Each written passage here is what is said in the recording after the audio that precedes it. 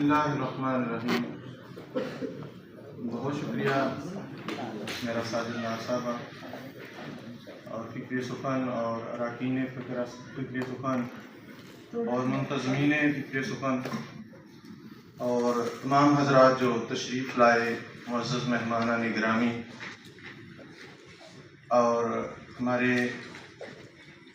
बहुत ही अच्छे और शहर सियालकोट के जय्यद और नामवर शोरा जो तशरीफ़ लाए और बाहर से जो हज़रात तशरीफ़ लाए, मैं उनका बेहद शुक्रगुज़ार हूँ। और जिन हज़रात ने किताब पे कुछ